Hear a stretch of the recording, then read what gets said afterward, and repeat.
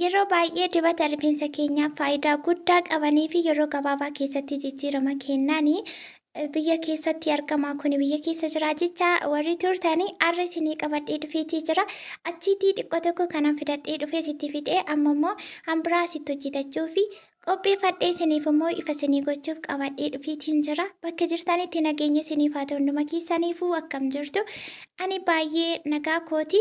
Yeroo jalqabaaf gara mana kana warri dhuftan subscribe gochuutiin mana kana jajjabeessaati. Akkasumallee viidiyoo laayikii godhaa hundi keessanuu laayik share gochuu naga xumuraatti waliin tura. Keessattuu dhimma karaa rifeensaa irratti warri gaaffii qabda yeroo biyya gallee asitti waan barbaanne argachuu dandeenya. Biyya kun hin jira biyyattu haala kamiin hojjetachuu dandeenyettanii cinqii dirqii tokko hin qabaateena. Karaa firiidemii ta'eetiin wantoota barbaachisaa ta'anii rifeensa keenya wal'aanuu fi yeroo gabaabaa keessatti jijjiirama kennuu danda'an hojjetachuu dandeenya. Wannaan fayyaa qabaachuutti aansuun immoo isin fedhii hojjetachuu qabaadha malee rakkinni tokko hin jiru, wanti dhibee hin jiru. Kun akkuma asirratti argitan wantoota na barbaachisanii as gubbaatti qopheessee jiran. Egaa waa'ee rifeensaa irratti qoosaa qalbii xaba waan akkasii kana nan tamachuuf natti hin tolu jechuudha. Rifeensa koo baay'een jaalladha. Wanta hafee to'aafaa malee wanta rifeensa koof itti fayyadamu addaan isin guutuu hin dhiisu. Maalumaanis daangessi duwwaatti akka hin deebine kanaan dura isinitti maan ture. Ammas immoo akkasuma jechuudha. Kun akkuma argitanii kuni olive oilii yookaan immoo isa zenzeyituunidha. Sinigalee olive oilii zenzeyituun weeraa zayitiin tokkuma jechuudha. Tokkuma garaagarummaan qabu. Itti aansee wanta qopheessee jiru. Baay'ee viidiyoo kana galgaladha kan nuti waraabaa jirru. Galgala keessa immoo ibsaan aguma kana ifa. Akkasuma kaameraamaaniin illee warree moqqinatti gochaa jira. Wantoonni na barbaachisan ingrediyensiin asirratti argamu roosmerii, jinjibilaa, qullubbii adii, abasuuda gurraachaa fi qurunfudii jechuudha. Wantoota 5 kana qopheessee jiru. Jinjibilli immoo kukkutee gara hojii biraatti deebinaan akkasitti gurraacha na eege rakkina tokko hin qabu. Isa booda zayitii haala kanaan erga jala oolfannee irratti immoo wanta itti naqachuu qabnu itti naqannaa jechuudha. Yeroon ala jiru sana akka kanatti viidiyoo waraabuun natti mijatu. Kushiinaa madaamiiti. Egaa har'a kana immoo galata waaqayyoo haa ta'u akka durii fi harka xuriitti nafaneedhanii wanta hundumaa keessa darbee gara biyya koo gara jiruu kootti waan dhufeef akkasitti firiidemii ta'e hojjetachuu nan danda'a. Isiniif immoo akkasitti ifa isinii ta'a. Kun gamma istoofii irratti miidiyeemirra kaayetii jira jechuudha. Maaliif baay'ee akka danfuuf otoo hin taane akka ho'uuf bicha istiimii gochuutii qabnaa jechuudha. Haga xumuraatti hordofaa. Warri biyya keessa teessanii hordofaa turtanis warri ala teessanii hordofaa turtanis keessatti warri biyya keessa turtanii sirriitti kanaan durallee koomentii irratti komii kaasaa turtanii jechuudha. Kuni akkamitti ta'uu danda'a? Kana eessa arganna? Sana eessa arganna? Waan jedhu akkasii dubbachaa turtanii ni jira jechuudha. Kun hundumti isaayyuu roosmerii gabumarraan biite qullubbii adiin ni jira, abasuunni ni jira, akkasuma jinjibilli ni jira, qurunfudiin ni jira. Wanti hin jirre hin jiru. Qurunfudiin duruma duraa kaaseyyuu ni jira jechuudha. Biyya keenyatti buna faatti dabalanii fayyadamu miti. Wanti dhibee hin jiru. Amma kana ho'aa jira. Abidda irratti akkuma isin argaa jirtanii ho'aa jira.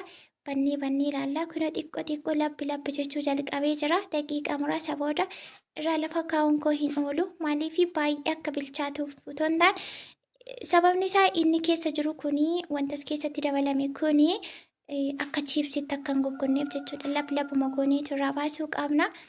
Kun haala kanaatiin jira jechuudha. Qibaatiin kuni ana baay'ee kan na fayyadee laga ce'ee tulluu darbee bakka na jirutti kan na waliin hin hafne rifeensa koo seenaa rifeensa koo kan jijjiire. Akkasuma isinis immoo rifeensi koo narraa dhumaa jira, narraa buqqaa jira. Maalitti fayyadamaa warri jettan mee haga dubbattan kanarra waan dubbattan hojiitti jijjiiruutiin yaala hojjetadhaatiitti fayyadama. Waan jedhamtan immoo akka jedhamtanitti yeroo sa'aatiif guyyaa isaa eeguutiin chaalenjii gootanii kan ittiin hojjetattan yookaan kan fayyadamtanidha yoo ta'e baay'ee tokko jijjiirama isiniif kennaa jechuudha. Anamma kana yeroo dheeraadha kan ani irra deddeebi'eetti fayyadamaa jiru. Simmi jedhee immoo mita asirratti kana yeroo gubaa jiru sababni isaa na fayyada waan ta'eef na fayyadaa jira. Rifeensa koo yeroo irraa gara yerootti baay'ee naaf jijjiiraa jira, baay'ee naaf bareechaa akkuma isin argitan jechuudha. Akkuma isin argitan waan ta'eef kanaaf irra deddeebiitti fayyadamaa jira. Roosmerii yoo ta'e gabaasinaxxanii dhabdan hin jiru. Roosmerii jechuun sigaa maxabashaa jedhamu jechuudha. yookaan immoo kan ittiin foon xabbasanii hin nyaatama jechuudha biyya keenya keessatti waan baay'ee bareedaa ta'e. Biyya Arabaallee ni jira. Asii biyya kana keessa dhaabbataniillee barandaa irratti waan akka maskootii irratti jaarkaanii ciccitaa qodaa caccabaa keessatti guddifachuullee dandeessu jechuudha. Nama kanaan dura dhaabatee ture himeen ture jechuudha. Warasitti himee ture waan kanaa dhaabamee naan hin googinatti fakkaatee ta'ee jira ta'ee beeku qoomee naan gaafa insinitti yoo jira yoon jiru ta'e garuu nam biteen nan dhaaba jedhee akkasitti karoora kanan qaba. Kunoo haala kanaatiin ho'aa jira. Wantoonni as keessa jiranii egaa roosmeriidha, qurunfudiidha, qullubbii adii, jinjibilaa fi abasuuda gurraachaa jechuudha. Kaameraan xiqqoo shilaayitiin gooni yoo ta'e egaa irratti dhiifamanuu godha. Galgala waan ta'eef viidiyoo kan waraabaa jirru galgaladha. Waan na barbaachisu hundumti asuma na ciraachi jira jechuudha. Zayitii kanaanii xiqqoo achii fidadhee dhufe jaarkaan ishee xiqqoo kanatti asimmoo ni jira jedhanii ni jira. Anis immoo akka jiru nan beeka garuu immoo deemee hin binne yeroo itti aanu immoo dhaqee zayitichas biteen saka makatee isinitti agarsiisa weeraa zayitiin eessumayyuu ni jira. Yaa'u gatiinsaa xiqqoo yoo dabaleen olitti hinuma jiraachuudha. Ammaaf garuu dafii kan na qaqqabu amman deemee barbaadee bitutti kan jedhuuni shakkii qabaadhee jaarkaanii xiqqishuu kanatti fidee dhufee jechuudha. Zayitii kana hin darba rakkoon hin jiru. Ani kaargoo keessatti hin dabarse zayitii kana sirriitti qadaadee pilaastiriitti maree akka dhangalaanetti kaargoo keessa kaa'een dabarsee jechuudha. Rakkina tokko hin qabu baay'ee wayii karaa kaargootiin. Waan barbaadan dabarfachuutii dandeessu. Asumarra waa'ee kaargoo irratti distiin fa'aa waan akka istoofii manaamaniin hin darba. Waan barbaadan dhagaa lafaa fuutanii kaartoonii keessa ogeessan hin darba jechuudha. Rakkina tokko hin jiru. Wanti hin darbiin hin jiru. Yaa'u qara xufasa kana kanaatu xiqqoo nama yaaddisaan alatti wanti hin darbine hin jiru. Kunoo amma akkuma argaa jirtanii ho'isee maal godhee irraa lafa kaa'eetii jira jechuudha. Amma baay'ee bareede. Galiliin isaa immoo gara giriinii yookaan marga fakkaatutti jijjiiramee jira. Inni kun immoo sababni isaa maali yoo jettanii qibaatii baay'ee bareedaa akkasumaan beekama. Darbee immoo roosmeriin fireeshiidha. Isa gogaa isaa miti. Fireeshiidhanii kanan itti dabalee akkuma jalqaba irratti argitanii qodaa kanatti naqachuuf kun burcuqqoodha. Yoo danda'ame qodaa burcuqqoo akkasitti naqachuun baay'ee gaariidha. Maaliif fooliin isaallee paaworiin isaallee keessaan baduu laastikii ta'e garuu dafeetu humna dhaba yookaan hin dadhabaa jechuudha. Qodaa akkasii yoo argattan itti naqadhaa. Yoommoo hin qabaanne laastikii mattoo naqattan xixiqqeessitanii hojjetachuu qabdu. Ammas keessa waggaa tokko ta'e rakkina tokko hin qabu. Kunoo haala kanaan kanatti naqadhee kaawwachuufanii irratti fayyadamu. Guyyaa 4-5 booddee keessaa calaree itti fayyadama.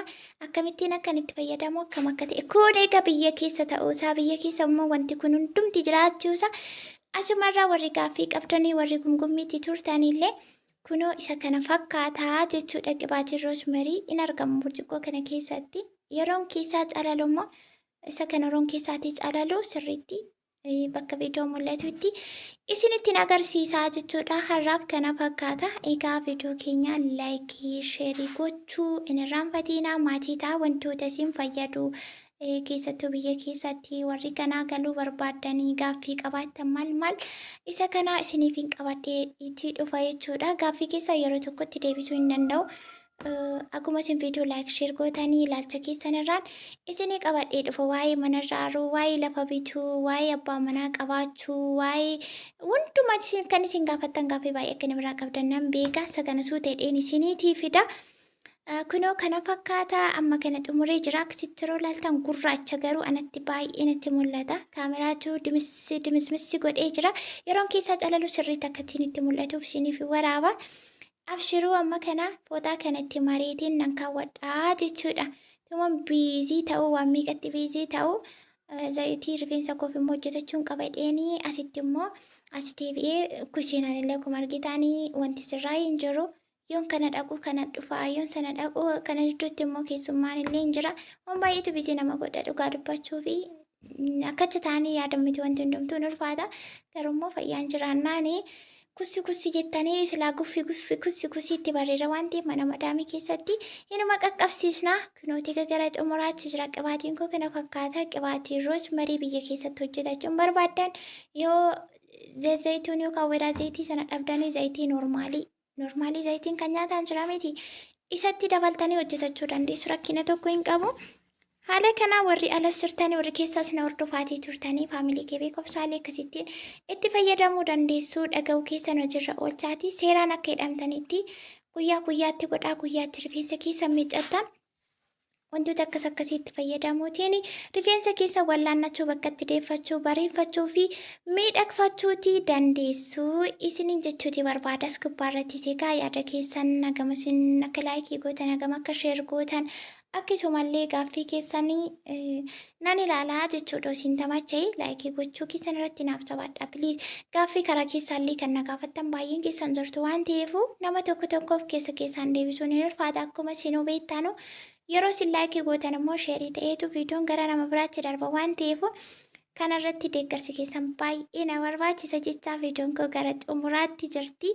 Isinitti mul'ata isinii galaa ni hubattu ni hojjetattu itti fayyadamtu irraas immoo jijjiirama argattu dheetiin abdii qaba kana fakkaata gaa kunooti amma fooxaa kana itti hidhee bakkuma asuma jala kaabineetii makana jalan kaa jechuudha eessa kaawwannaa isa bulfannaa isa ulfanna rakkinan qabu bakka hin taa'uu qaba jettanii taa'uu danda'a jettanii itti amantan kaawwachuutii dandeessuu isiniin ja'a. Kunoo akka kanattidha kaameraan jira ishinumayyuu dukkaneessee jira dukkana godheetu jira rakkoo miti yoo isinitti mul'achuu baates immoo haasaa koo gara xumuraatti kan dhaggeeffattanidha yoo ta'e innumti isin fayyada ibsaan immoo tokko tokko humna godhatoo tokko tokko immoo intinaa ta'a lippi jedha kunoo bakkuma kana keessan kaawwadhas keessa ispeesiinoo kaan immoo bakki jira waan ta'eefu agammaatti egaa waan wajjin turtanii fi warri maatii ta'aa jirtan sabiskiraayib gochaa jirtanii viidiyoo koo laayik sheerii gochaa jirtan hunduma keessan baay'ee galatoomaa ulfaadha harka keessanitti fayyaa bulaa bakka yaaddan gaa kan sin dhaga'u hin dhabiina gaafattanii hin dhabiinaa siniin jaa gandee dhufutti baay'ee.